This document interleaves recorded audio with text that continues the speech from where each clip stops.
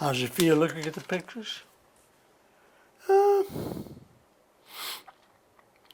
nice, pleasant memories.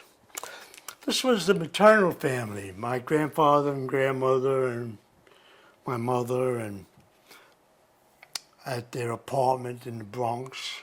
So my name is John Pagliaro. Uh, that's the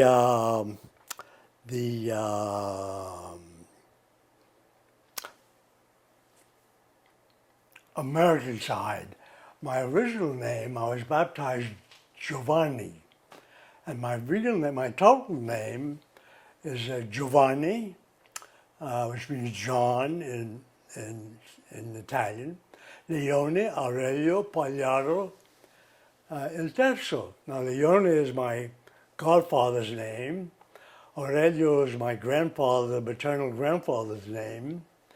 Pagliaro is my family name, and Pagliaro, Paglia means hay, and Aro is something to do with hay, like a hay loft or a haystack.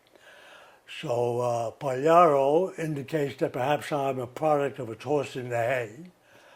My father was Gay Blade. He was a really jolly fellow and very, very adventurous and lots of fun.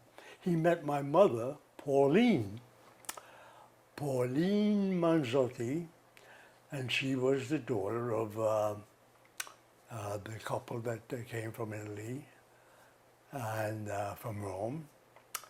And they had a celebrity wedding, a wonderful wedding. They were married in the hotel, band, everything you could have at a celebrity wedding they had, and several hundred guests, of course.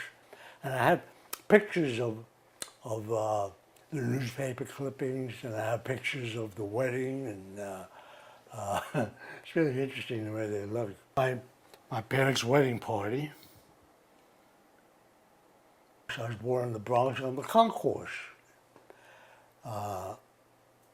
in a building that is now a large department store.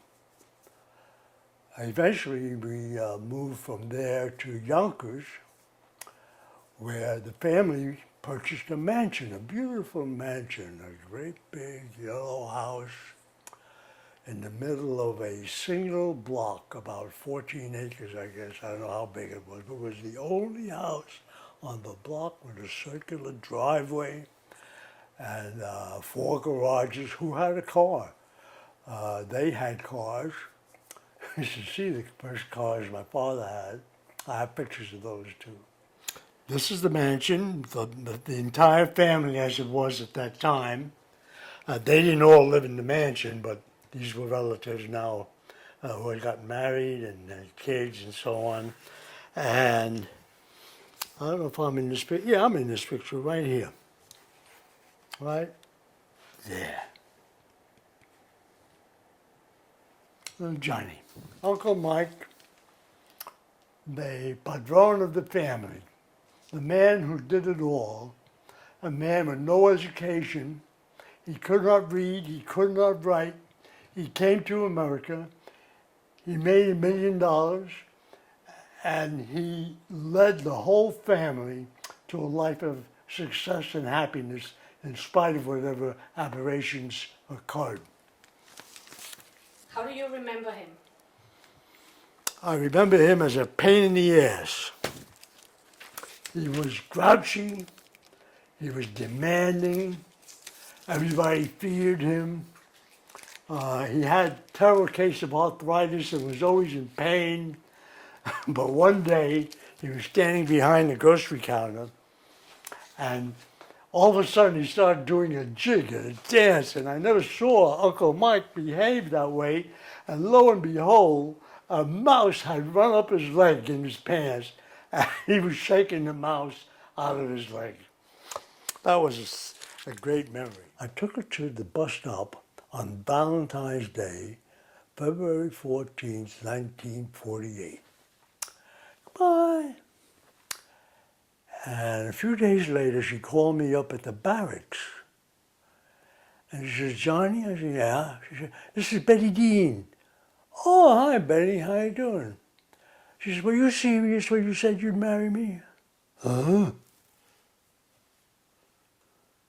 I paused and I said to myself, what the hell? I said, yeah. So she says, okay, pick me up at the bus station at 8 o'clock on Friday night. Jesus. Okay. So I picked her up. We took a room in the Poncetta Hotel. We spent the night together. It was uneventful, really. I mean, that was not a sexual fantasy insofar as I was concerned. But the next day I went to the courthouse, bought a license, a marriage license, and that was the beginning of a new episode in my life.